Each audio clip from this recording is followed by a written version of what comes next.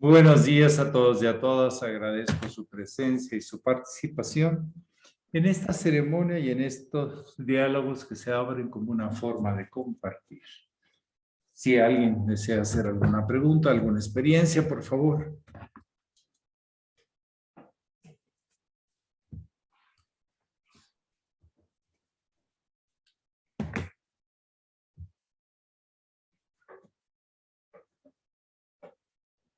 Ustedes tienen la palabra. Adelante, Alejandra. Buenos días, maestro. Buenos días a todos. ¿Cómo poderle hacer, maestro, para que siempre estemos en el presente, estemos en un eterno presente, sin que nos agobie las cosas que ya pasaron o el futuro o esa incertidumbre que casi a todos nos tiene, ¿no? Atrapados? Por favor, maestro, gracias. Bueno, depende en qué se ponga la atención. Si nuestra atención es en nuestra parte instintiva y racional, siempre hay contrastes, opuestos, un dinamismo de opuestos. Hay arribas, hay abajos, hay adentros, hay afueras.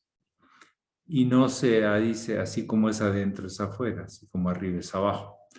Todavía no llegamos a eso, que ese es un postulado hermético, lleno de sabiduría. Lo que hacemos es perseguir algo o que nos persiga algo, que al final de cuentas en muchos sentidos es creado por nuestra cuestión de posesión,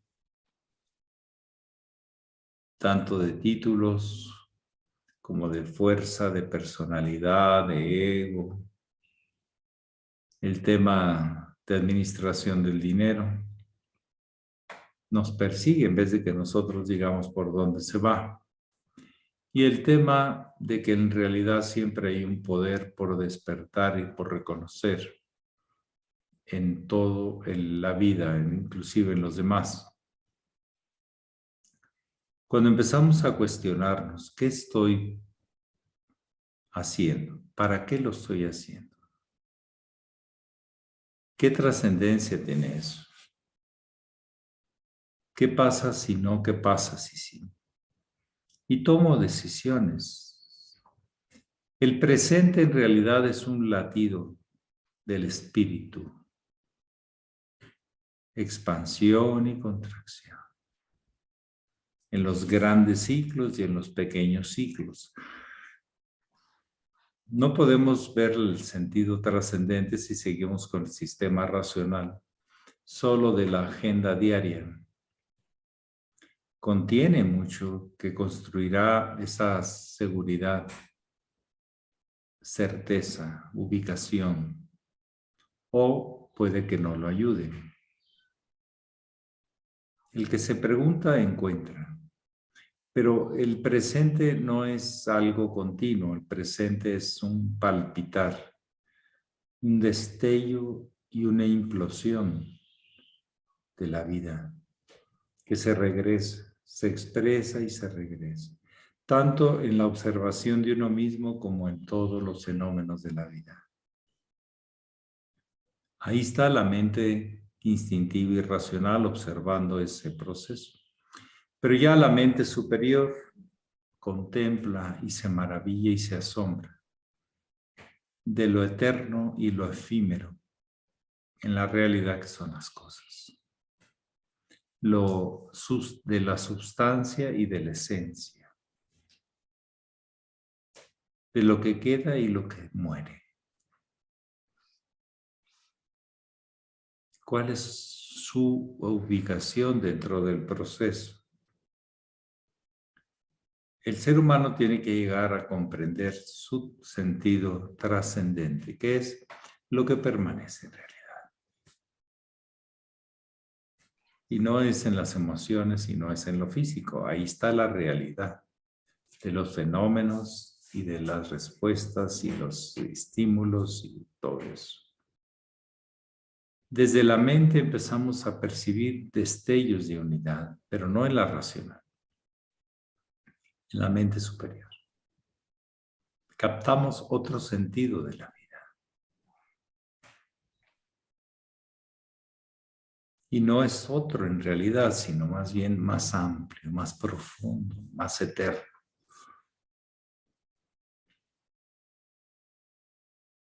Es cuestión por eso dónde pongas la mente, dónde pongas tus sentimientos.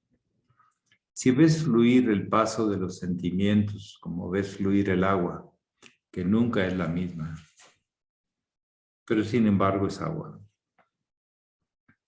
Estás contemplando el paso de la vida. Estás desde arriba, estás desde el observador, del que hablamos ayer cuando hablamos de meditación, que era importante desarrollar. Depende.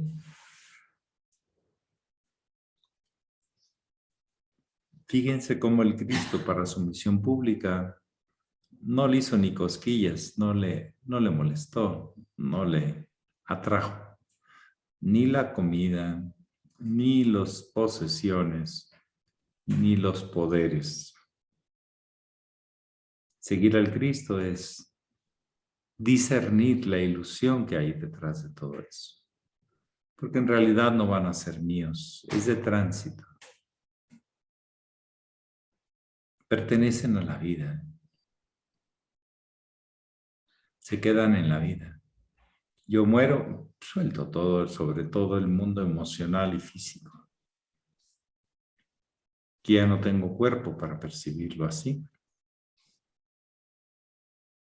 Tengo psique con recuerdo profundo. De hecho, guardamos hasta miles de millones de años de recuerdo de lo más importante. Asombrosamente.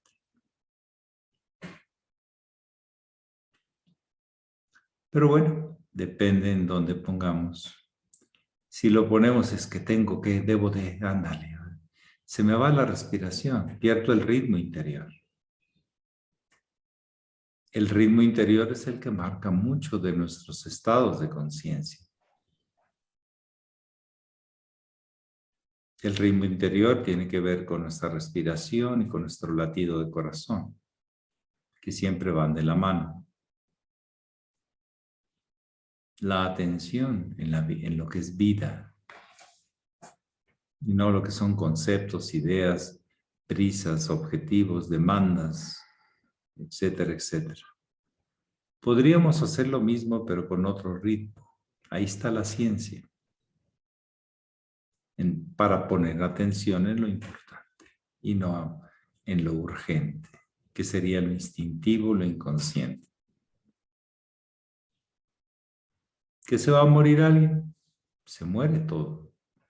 En la realidad, pero continúa. ¿Dónde está el problema? Ayer nos decía algo hermoso o hasta poético nuestro hermano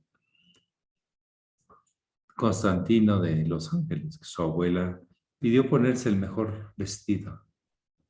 Quería verse bien, había vivido bien, para reencontrarse con aquello que llevaba dentro, que son sus ancestros. Está muy bien. Nos vestimos para el encuentro. Nos desvestimos para el encuentro. ¿En dónde ponemos la atención? ¿En qué ritmo tratamos o no de vivir? Cada quien pregúnteselo, pero el que marca el ritmo interior, y no es nada más un ratito que ponga atención, sino todo el día, tiene que ver con la respiración y tiene que ver con el corazón. El cerebro tiene su propio ritmo de expansión y contracción. Los intestinos tienen sus propias contracciones y dilataciones. Pero el que maneja el centro y el que ajusta la mente a a lo más importante o a lo menos importante, pues es la respiración y es el corazón. El ritmo en sí es vibración, la aceleramos o la expandemos.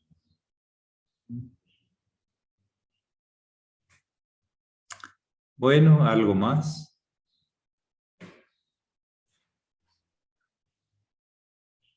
Gracias, maestro. De nada.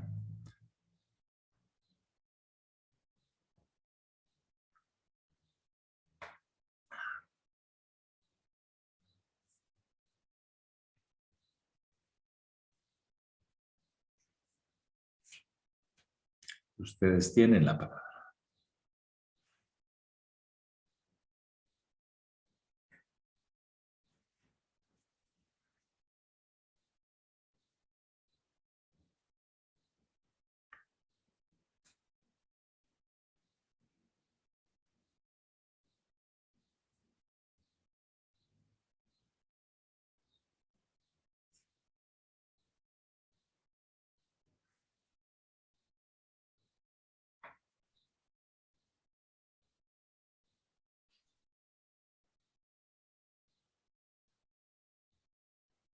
Decía el muy sublime maestre, doctor de la Ferriera, en el Yoga Yogismo, que los hindús plantean la longevidad y la profundidad de la vida en base a la respiración.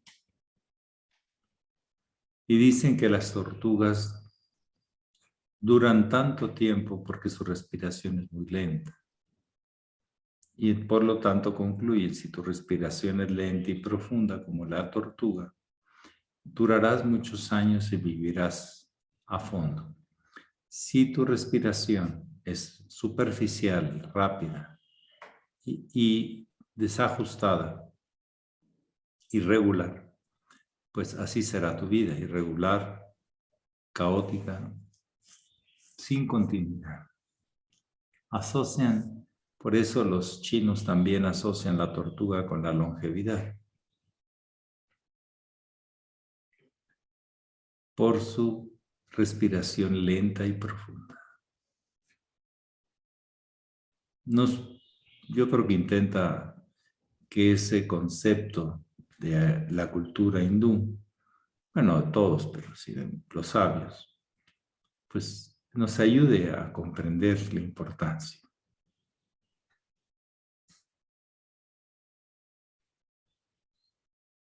Y son estados.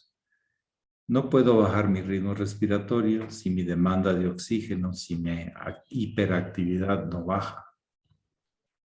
O sea que es una cosa con otra. Y puede bajar cuando mis estados emocionales bajan. Si no, no puedo bajar mi ritmo respiratorio. A que sea seguro, profundo. Si alguien me altera, se me agita la respiración. O yo me altero. Me calmo. Está en el ritmo. Como mucho de la música está y la sincronía está en el compás. Si no seguimos el mismo compás, la métrica, no nos ponemos de acuerdo. Ni con nosotros ni con los demás.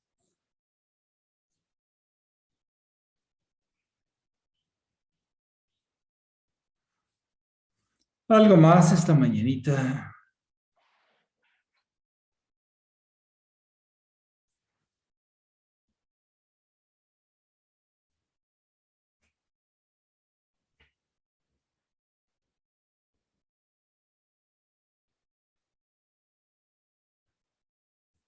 ¿Ustedes cómo lo ven? ¿Cómo lo sienten? En este momento, pongan su mano en la nariz para que sientan su vaho de salida.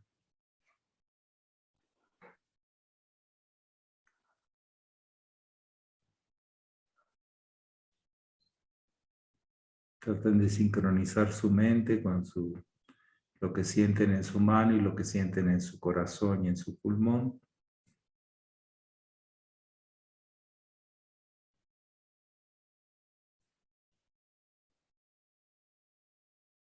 Vean cómo a veces se queda dióxido de carbono, no exhalamos bien. ¿Cuál es la prisa? No apriete nada, solo sientan el vaho que sale por su nariz. Calientito.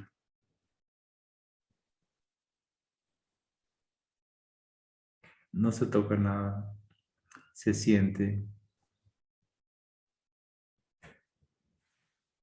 Y vean cómo en poco tiempo uno se vuelve, se ubica, se relaja, se pone más atento, porque el ritmo interior ha cambiado. Sí, reverendo Leticia. Adelante. Buen día, querido maestro. Buenos días, hermanos. Maestro, ¿nos puede compartir cómo fue esa primera etapa del maestre de la Ferrier en el ashram de Limón? ¿Cómo se integraron? Lo que nos pueda compartir de esa primera etapa. Bueno, para empezar tengo que ser honesto, yo no estuve ahí. Sí, Y lo además sé. sería una observación parcial. Habría que preguntarle a él. Y pues no está. Y aparte, lo más seguro, pues usted dedíquese a lo suyo, no se meta con lo mío. Bueno, la primera etapa fue que al no tener respuesta para desarrollar la relación discipular, no tenía a los discípulos. Le fue ofrecido un terreno de un amigo o de un discípulo del maestro Estrada, a 2 horas, algo así, 1 hora y media, 2 horas de Caracas, hacia una zona muy caliente y semitropical. Es muy seca, pero tiene agua de pequeñas montañas que tienen por ahí. Y afortunadamente, bueno, ese terreno, que fue un terreno pequeño, creo que fueron como 2,000 o 3,000 metros. Pues estaba, como se dice, en greña, estaba salvaje. Entonces hubo que bardearlo, hubo que limpiarlo. Y pues el maestre y todos ahí, los poquitos, el grupito. Buenos días, muy honorable maestro. ¿Puedo preguntar algo? Bueno, Nati, pues, si me permite terminar. Bueno, buenos Es días. que estaba hablando, pero si usted tiene tanta urgencia, adelante. Yo estaba hablando, pero si usted tiene urgencia, lo priorizo. Ok, bien.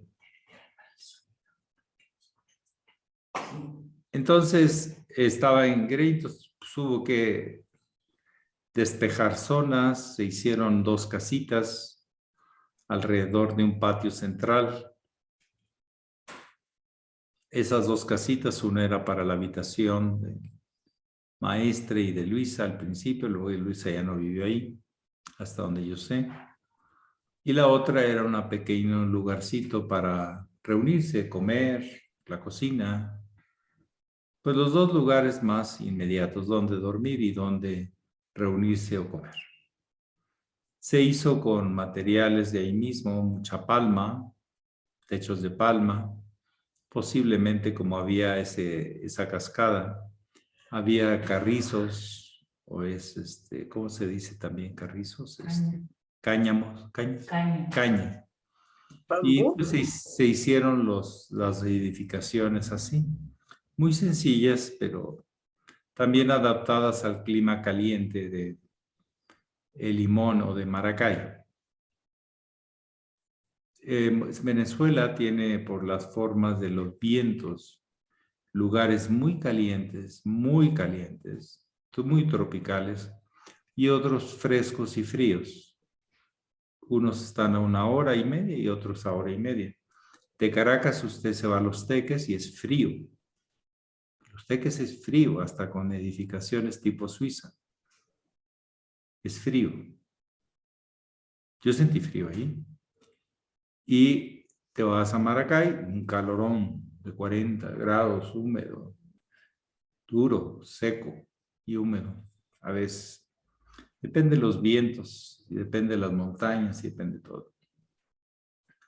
Ahí empezó la gente empezó a solicitar, imagino por alguna cuestión, alguien llegó enfermo. Le llamaban el profeta al maestre de la Ferrier. Y por alguna razón se empezó a esparcer la noticia de que él curaba, sanaba gratuitamente enfermedades. Y entonces empezó a asistir a la gente. Al poco tiempo, creo que a los 2 o 3 meses, o no sé, Juan Víctor Mejías, ya estaba el maestro Estrada en todo eso.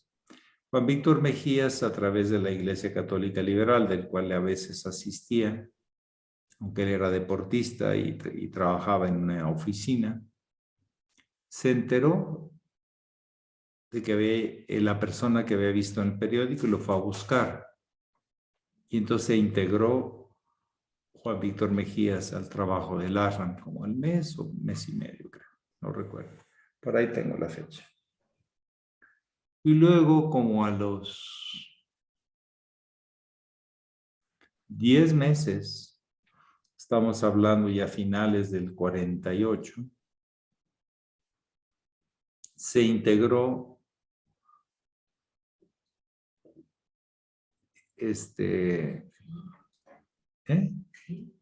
Sí, Alfonso Gil Colmenares. Él era maestro de primaria, pero le impresionó al maestre y quiso ser su discípulo, aunque ya la vida del ARRAM estaba continua. El maestre Laferrier, con el grupo que había en Caracas, iba cada semana normalmente a los trabajos de la escuela iniciática, que se había abierto el 21 de marzo del 48, a los 2 meses de haber llegado él, en la casa que prestaba José Manuel Estrada, su discípulo. También en forma cercana o aleatoria pasaban a veces a Barquisimeto y a Valencia, que les quedaba más o menos en el camino. Y ahí en Barquisimeto, de hecho, es donde había estado Gil Colmenares, Alfonso Gil Venerable Satajá después. Y entonces empezó a dar una dinámica de unos pocos discípulos que vivían para el ARRAM, con el ARRAM, y el maestro Laferrier hacía su trabajo, sus escritos, pero había un trabajo físico muy fuerte, no había dinero, no había capital, pero había un deseo importante de establecer el ARRAM y su funcionamiento y la alimentación de los que ahí vivían. Fue todo un proyecto que duró bajo el maestre 17 meses hasta junio del 49, donde él se retira va a Nueva York, pero ya no regresa. De Nueva York se iría a la India, etcétera, etcétera, pero ya no regresa a Venezuela. Así, en forma breve, como dicen sucinta, pues había esa vida. Las personas que habitaban en el ARRAM, hasta donde yo sé, así de forma más, fue Zoila Pacheco y el hermano Pacheco. El maestro Estrada iba y venía de Caracas, es el que aportaba de alguna manera algo de dinero. Él tenía, no que tuviera mucho, pero tenía lo suficiente en su oficio, trabajaba extra para tener algo de recursos. Y fue el que, según yo sé, me han dicho y he leído, pues el que aportaba ahí un capital para que se pudiera vivir y comer ahí. Porque las consultas y eso no se cobraban. No había lo que se conoce clases de yoga ni otra cosa. El maestre todo lo hacía gratuito. Pues los discípulos tenían que responder para que él tuviera que comer y dónde vivir. Ese es más o menos el ambiente del ashram. Pero no todos vivían ahí permanentemente. Nada más Zoila y el hermano Pacheco. ¿Sí? Y ellos se fueron de planta ahí. Zoila Pacheco tenía oposición porque su familia era muy religiosa. Sin embargo, ella se decidió y nunca echó para atrás. Y el hermano Pacheco, bueno, luego se casó con ella. El maestre se lo pidió, por ahí hay una foto de su casamiento. Entonces, cuando el maestre iba a Venezuela, según esto, creo que los viernes, a veces aprovechaba para irse un día antes o algo y daba conferencias en Barquisimeto o en Valencia, que es rumbo a Maracay, más o menos, no exacto, pero... Y ahí entonces daban esas conferencias. En teatros o en colegios o en donde se pudiera. El maestro, recuerden que en esa etapa, estaba en la etapa mesiánica, en la etapa crística, que el maestro Estrada le llamaba la etapa de Jesús. Y tenía un magnetismo extraordinario, donde él llegaba, se hacía un amontonamiento. Aunque él realmente no salía tanto del ashram, pero daba creo que un día a la semana o dos para las curaciones, no todos los días. Aunque ustedes saben que cuando la gente se entera y está urgida, pues se va y se presenta. Le llamaban el profeta. Por ahí más o menos en ese ambiente de construcción desde las bases materiales del ser un centro donde llegaba gente seguramente a preguntar por el maestro, a hacerle preguntas, investigar quién era, por qué la fama que se iba formando, etcétera, etcétera. Pero sí es un lugar muy caliente. Yo cuando fui fácil estaba a 40 grados. Y las chicharras estaban fuertísimas. Y hace un calor fuerte. Y cuando yo fui, la famosa cascada que aparece en las fotografías, que estaba muy cerca ahí del ashram, creo que a 1 o 2 calles, pues no llevaba mucha agua. Me llevó el hermano Berrocal, muy amable, de una historia muy particular en la historia de la GFU. Bien, ¿alguien más desea compartir o preguntar? Adelante, Nati. Gracias, maestro. Otra Natividad, adelante. Buenos días, maestro. Buenos días a todos. ¿Me podría hablar, maestro, sobre el primer avatar sobre el planeta Tierra? Pues no estuve presente. Y no hay grabaciones, ni selfies, ni videos en el WhatsApp. La verdad, se habla de la tortuga, de conciencia de tortuga, el reptil. Es el sentido de la protección, el sentido de la pertenencia al territorio. No crean que es que una tortuga tuviera conciencia humana o crística. Simplemente que era un paso en la evolución importante. La tortuga aún sorprendentemente tiene sentido de su territorio. Las tortugas en el mar saben a dónde ir y lo llevan en el código interno. Lo captan en las líneas magnéticas del mar. Más que en la arena o algo así, es en las líneas magnéticas. Entonces, para mí sería primero es un pez. Son los que viven primero en el mar, sin darse cuenta que están rodeados de agua, pero viven en el agua. Posiblemente un pez se empezó a dar cuenta de que había agua y lugares de no agua cuando salía a la superficie. No lo sé. no le he entrado tanto a ese concepto, pero no sé para qué le podría servir. Pero ahí están plasmados en el yoga yogismo las etapas de la manifestación de Vishnu o la evolución de la conciencia en cada una de las etapas. Y ahí lo plantea el maestro con sus nombres en la tradición hindú.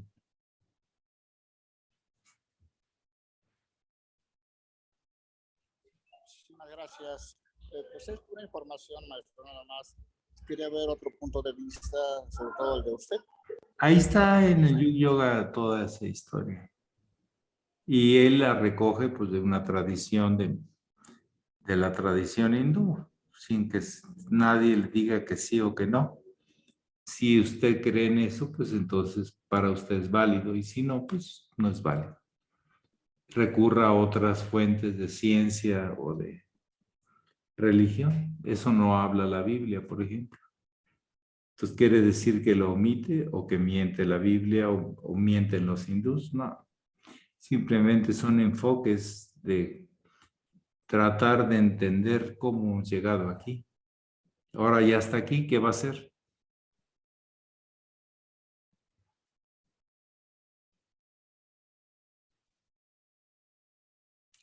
Pero para que veamos que las cosas traen su historia. ¿Algo más? ¿Sí?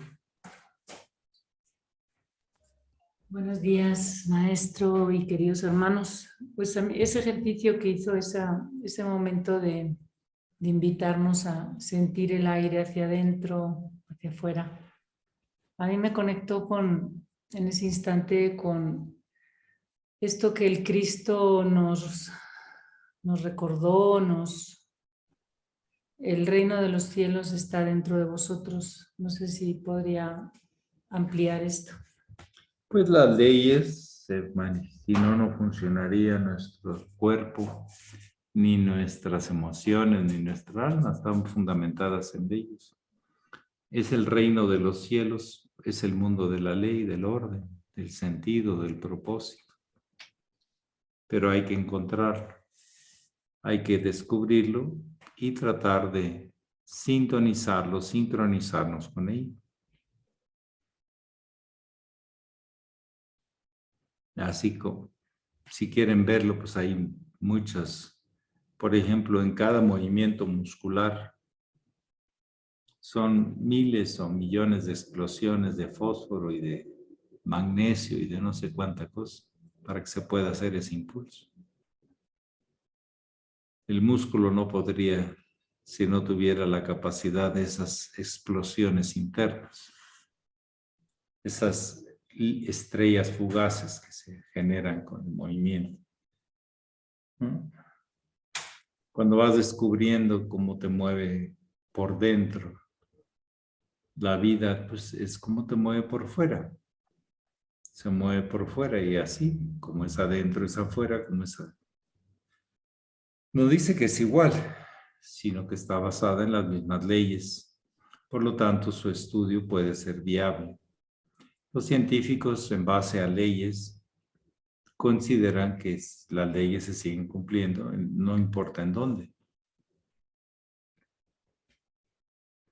No sacan de la tabla periódica el calcio y el fósforo y el hierro porque están adentro o están afuera, se comportan igual.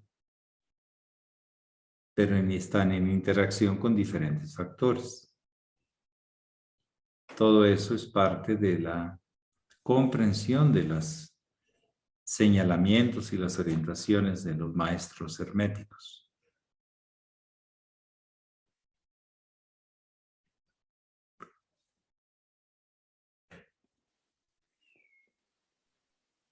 O sea, yo les he manifestado que cuando en lo físico usted está allá, yo estoy acá.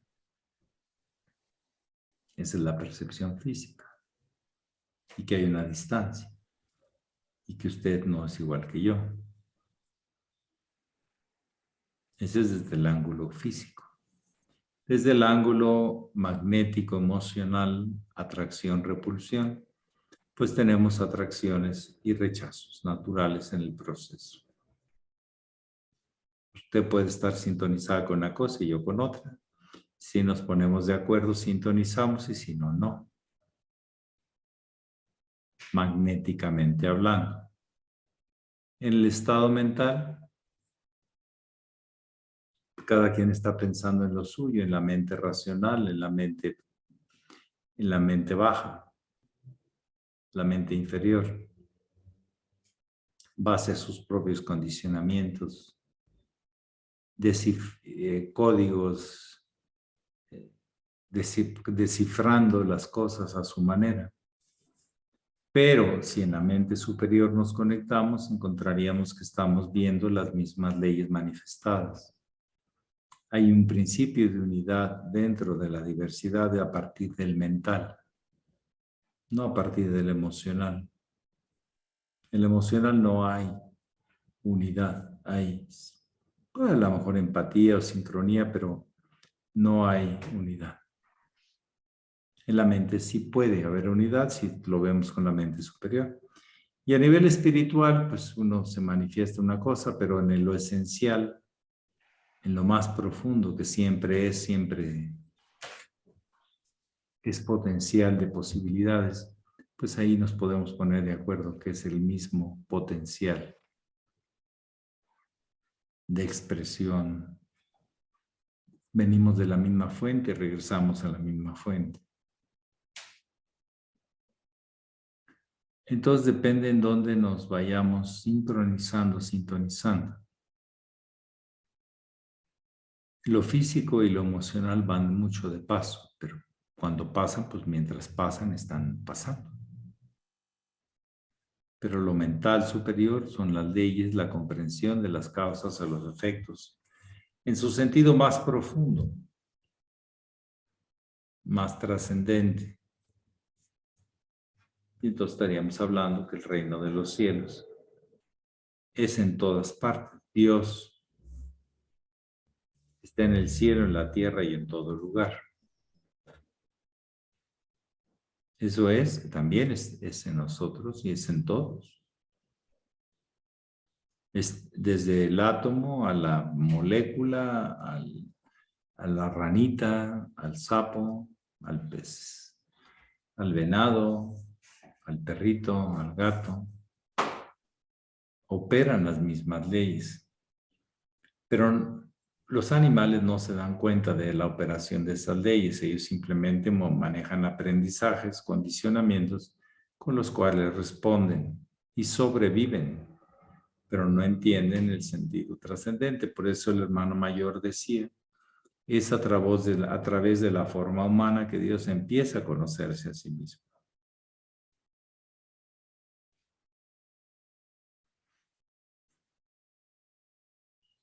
Empieza, no dice que termina. ¿Algo más? Adelante, Rosy. Sí. Muy bueno. Tu micrófono se cerró, Rosy. Muy buenos días, muy honorable Chela, muy reverendo Gracia, reverendos Gagpas y queridos hermanos. Maestro, tengo muchas dudas, pero entre todas ahorita me surgió esta. Hace poco, con relación al eterno presente, leí algo sobre que el eterno presente ni es, porque en cuanto acontece ya es pasado. ¿Me puede ampliar un poquito sobre eso? Es eterno porque siempre hay un presente. Esencialmente hablando. Pero presencialmente hablando, ya murió y está otro. Pero si integramos las dos cosas, a la misma vez que es uno, a la misma vez que es diverso, a la vez que siempre es, también en forma presencial, está muriendo y naciendo. La invitación del Buda es que veamos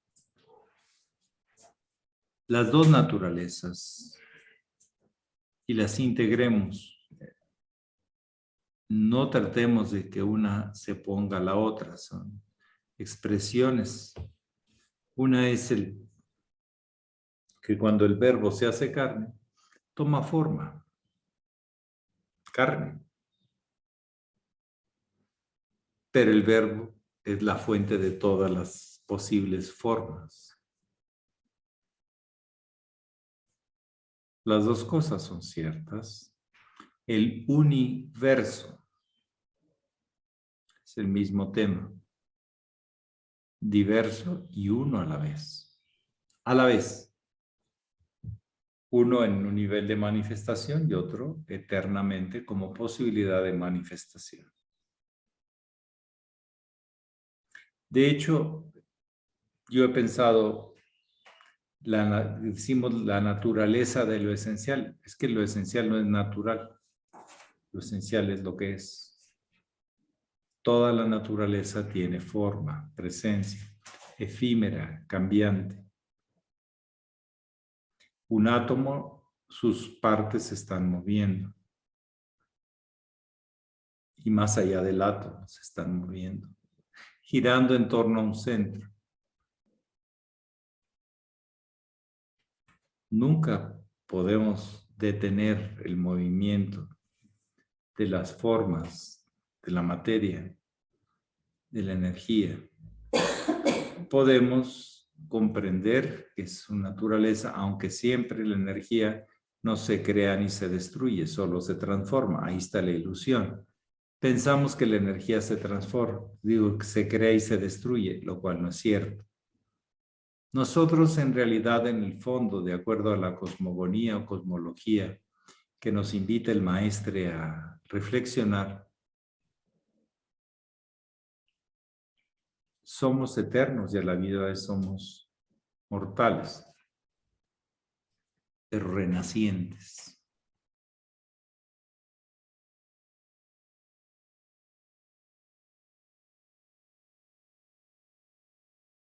La muerte es solo un paso, una transición. Pero desde el ángulo instintivo, la muerte es una catástrofe. Se acabó. Se acabó eso, pero viene lo demás, en el mismo instante. Entonces, lo esencial y lo presencial, la forma y lo esencial o lo contenido, no es lo mismo.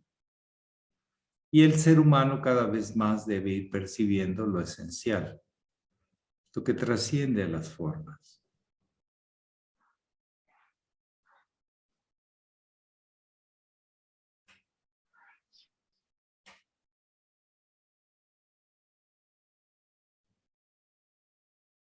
Por ejemplo, hay gente que me puede preguntar, ¿por qué ve usted lo que ve en una televisión? Porque lo que quiero comprender es que todo es transitorio y yo no me gancho emocionalmente con eso. Si se gancha, pues no vea eso, pero yo no me gancho. Lo veo y veo lo humano y veo lo animal y veo lo esto. Yo no veo lo mismo que usted. ¿Por qué me quiere comparar? Cada quien ve de acuerdo a su estado de conciencia. Yo la muerte y la vida y lo que nace, lo veo transitorio. Ya no lo veo como que me asusta. Así es parte, es en esa etapa.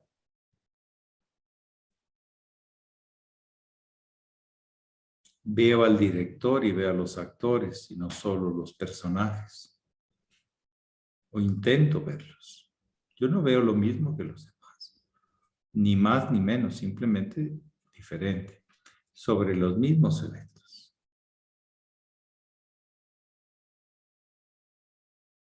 Depende del estado de conciencia. Si usted ve la televisión, pues se la puede pasar sufriendo viendo la televisión. O puede ver simplemente que el sufrimiento está más allá y que está actuado, que no me lo trago. pero ejemplifica expresiones humanas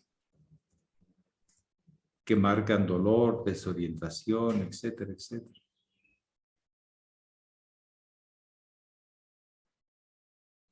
Depende del estado de conciencia, es lo que uno va a captar y lo que uno va a responder. Bueno, pues que pasen muy bonitos días. Hoy fue muy reflexivo entre lo que muere y lo que nace y entre lo que es eterno. Agarren la onda, fíjense, tomen referencias de los grandes maestros, de los que han trascendido todo apego, sin dejar de estar aquí, enseñando a los humanos a ya no sufrir tanto.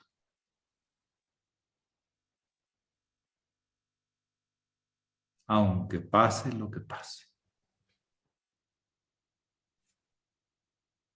Muchas ¿Qué gracias. pasará? Pax. Que Pax, pasen gracias, ahí. maestro. Gracias. Hasta mañana. Hasta Mañana, hermanos, Mañana abrazos a todos. cumpleaños. Mañana cumpleaños Saludos. Mari Carmen Orellana. Saludos. ¿Saben de Sí, dónde es? saludos. Un abrazo.